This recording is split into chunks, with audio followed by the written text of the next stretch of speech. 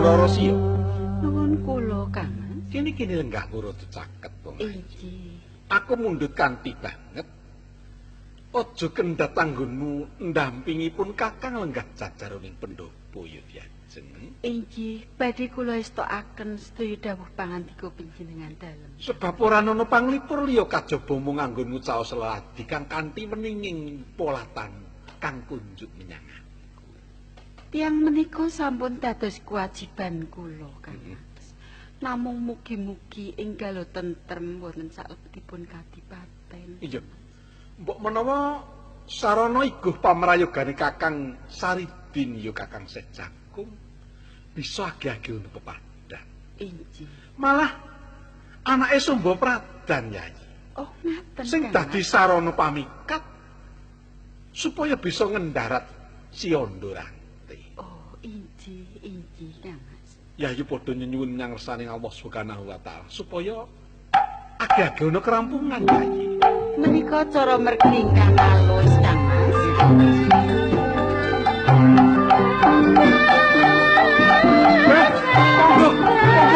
Kamu blosoran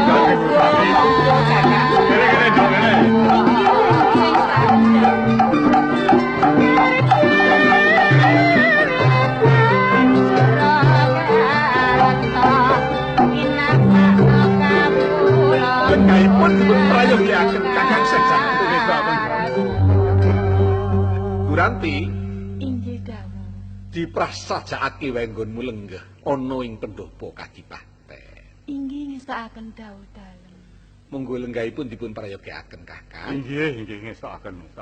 Selaku macal anggen kula kepengin ngertos pekabaran lumawat ndika wonten ing Sitinggil. Lajeng kados pundi pepuntonipun Kakang? Inggih. Syukur alhamdulillah pikantuk pangestu dalem Kanjeng Bupati. Pikantuk damel abdi dalem kula. Damel. Inggih. Nggih karana lari estri menika saged kaleksanan sedyaning manah kawula. Inggih keparenga lajeng dangu menapa syarat-syarat ingkang kedah dipun tindakaken kalian tetianging pati. Dangu kalian lari estri menika. Nanging sakmenika Ondorante sampun dipun Menika kendara. wonten Paseban Jawi. Wah, iya sampun sanipun wonten Jawi kemawon. Ini tasih gereng-gereng Nggih. kemawon. Dereng imut yen. Nggih. Nggih. Guranti, Dawuh Gusti Adipati. gedhe labuh labetmu tumap katentremaning negara ing Kadipaten Pati. Inggih. Nanging durung ana kerampungan. Coba aku ndangmu wangsulana kang cetha ya wong ayu. Inggih. Piye sakjroning kowe nindakake pakaryan dawuh piwulangi Kakang Sejakung anggonmu sak pejagong karo Ondorante. Inggih. Syaratipun saged pejah Randorante menika Kanjeng Adipati. Iya. Tanganipun kedah dipun rante, nanging rante emas Kanjeng. Dirante-rante Mas. Inggih. Bajute Lajeng sukunipun dipun taleni kalian suku gajah, nanging gajahipun kedah kalih. gajah sepasang. Inggih, Kanjeng. Ewa semanten umpami saged pejah, upami bau lan kanan kirinipun menika mboten dipun sempal-sempal mboten saged pejah, Kanjeng. Oh, Tasih gesang dadi mawon, Kanjeng. Antarane bau kanan lan kiring iki kudu pisah. Inggih, Kanjeng. Yen iki gathok, dheweke bisa urip meneh. Inggih, nggih menika pejahipun, Kanjeng. Iya, Kakang Sejakung. Kula wonten dawuh Kanjeng. Yen manut aturipun Guranti kedah mbetahaken tenaganing gajah. Mongko ing kagungan Dwi Pangga menika namung Mataram. Nah, prayoginipun menapa kula kedah nyuwun ngampil wonten Mataram, Kakang? Menawi pati mboten wonten gajah, mongko kedah gajah kalih lan kuwandanipun kedah saged dados kalih. Mekaten kemawon anggenipun getak Dwi Pangga menika kedah mbun-bunanipun dipun sabet supados Dwi Pangga menika kaget ngeget lajeng kuwandanipun pun Ondorante saged dados kalih. Kapara ngumara senajan dadi loro. Angger batangku isih diwor aku arep urip maneh. Oh, ngaten. Bisanipun ngaten, mila mangke mbok menawi sampun kelampan nggih wonten kepareng dalem utusan kalian para abdi dipun dadosaken. Bangkene dipisah. Nggih, dipun dadosaken wangan kalih. Nggih. Malah kapara menawi wonten ngaten Kalenan napa lepen kudu sak kulon kali wetan kali napa lor kali kidul kali ngaten nggih. Leres ya. Inggih. Lah kok dadi ana wong sing digdayani kaya ngono kok an. Inggih. Lah upama kaya ngono iki kanggo tumindak kang bener-bener apa ora gawe santosaning negara ing Kadipaten Pati. Nanging Nggih, tumindakipun boten. nuwun sewu sampun ngalembono Kanjeng Bupati. Mangke lajeng ngagungaken dhateng Andorante. Dalanan sedaya menika namung kagungane Gusti ingkang Maha Kuwaos. Nggih, Mbok menawi Kanjeng Bupati kesupen ayat-ayat ingkang mulipun kulan yusibana illa makhataballahi lana. Ora ana barang kang dumadi kajaba kang wis tinulis dening Gusti. Nggih. Senajan to ndorante kados mekaten, parandene Kanjeng Bupati nggih saged ngudani perkawis menika duka jalaran saking Lare Astri, jalaran saking kula lak mengkaten Mila pancen Allah Subhanahu wa taala menika Maha Agung, Maha Wicaksana. Inggih. Senajan ketingalipun sampun mboten badhe pikantuk pitulungan. Nanging menawi Allah badhe maringi pitulungan menika pilih mergi Kakang. Lah kosok wangsulipun ing bab mrikipun Andorante Kanjeng Bupati nggih sampun lajeng kebingan. Ing waktu murinanipun sampun sisah jalaran sedaya panandhang menika namung betanipun tiyang. Inggih, nggih. Menika wonten ing kadis anu ngaten kok kula sak seneng lawuh menika lho.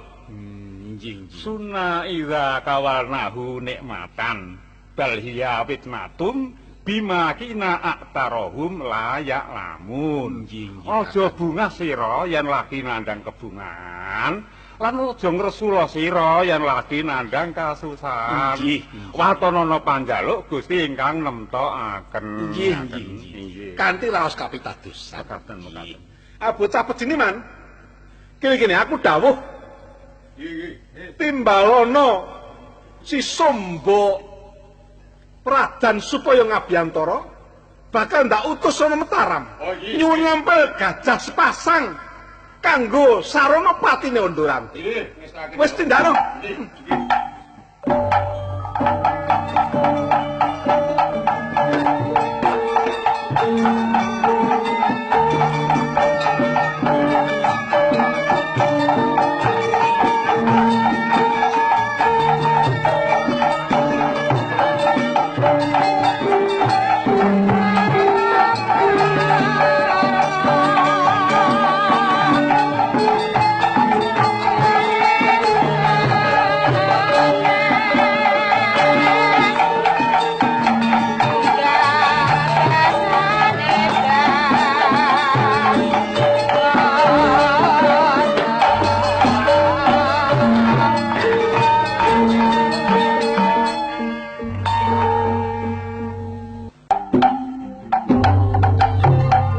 Suwan Gusti Adipati. Kene. Iya.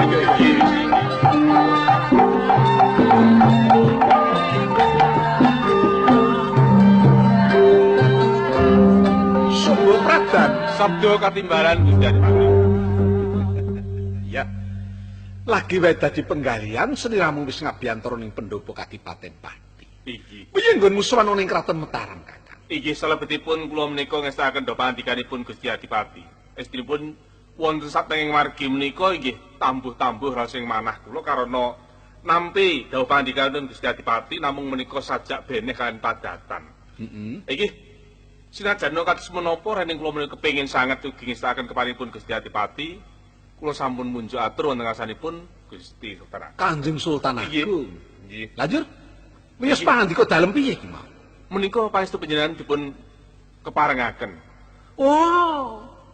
Dipangga diparingake ngampil ning Kadipaten Pati. Kasinggihan. Karo sratine apa ora, Kakang? Inggih menawa inggih sampun Sak sratine babar Inggih, pisan. leres. Kakang Jangkung. Kula Kanjeng. Raning dipangga sampun dumugi wonten Pati. Nah, cak-cakanipun kula semanggaken mon ngesanipun jengandika Kakang Syekh Jangkung. Inggih, monggo lajeng sami dipun tindak inggih Oh, ngeten, monggo dipun paleni, Kakang. dipun tarik kalian gajah kalih menika sebatas monggo sebatas kalih.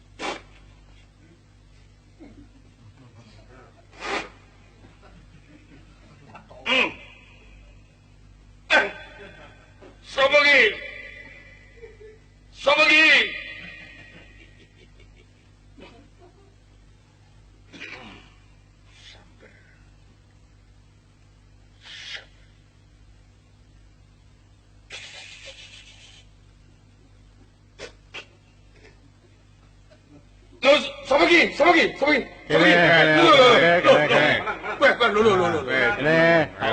Tak uculi sikile kene. Kene. Enak itu saja itu. Tak uculi sikile sing iki. Tak uculi. Lah kene. Anu. Lho kae kok ono. Ya ono gajah. Neng ae. Arep ono balapan gajah. Heeh, iki kanggo tontonan, kowe nonton entuk. Anu Mas Mundung. Apa aku arep dicu karo Niku gajah? gajah niku mang cedak ngriki niki pun kula taleni sikile sing kiwa. Lho ini tak keplake gajahe. Nggih. Tak Ya, keplake. ya mengko Gajah tak keplake gajahe. Ya mengko Menika dikira. menika. Oh. Iki sing sini iki tengen. Tak dikira aku rawani karo Ah, gajah. saniki sampun dipun kepalaken prajurit-prajurit. Sampun menika sampun sumadya sedaya. Monggo kula aturi anu, mecut bun-bunanipun gajah menika. Seblak bun-bunane kan. Nanti kuwi ana tindakno pecetan jan bener bun-bunane kuwi. Ah, Ah, sumadya.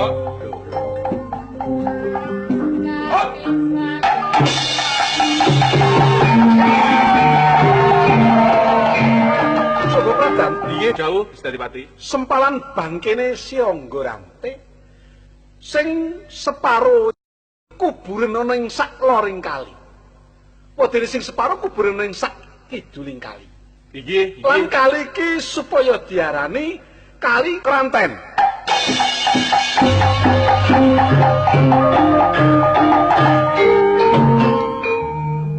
Kakang Sejangku, kula wonten dawuh Kanjeng. matur nuwun Kakang. Menawi mboten wonten iguh pamrayoginipun Kakang Sejangku, kula kinten mboten badhe wonten padharing kadipaten. Nggih kula namung kinarya lantaran Kanjeng. Saksampunipun wonten kedadosan pecahipun Ondorante.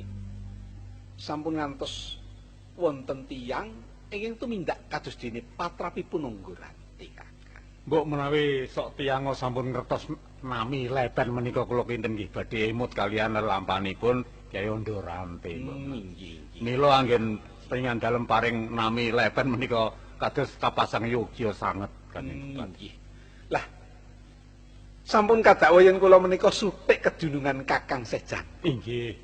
Neng sami-sami mengkuing jejiban, Kakang badhe katrem wonten ing Kadipaten Pati, menapa ngersakaken badhe kondur wonten Miana. Wah, Rene kula tingali kados sampun wonten karampungan nggih keparenga mbok menawi dados pengajeng-ajengipun para anak murid kula keparenga kula badhe wangsul rumiyin kondur teng Lando. nderekaken sugeng konduripun Kakang nanging kula nyuwun supados sampun ngantos negakaken dhateng kula, Kakang. Ngestokaken. Nggih, Nyuwun pamit Kanjeng. Nggih, nderekaken sugeng Kakang.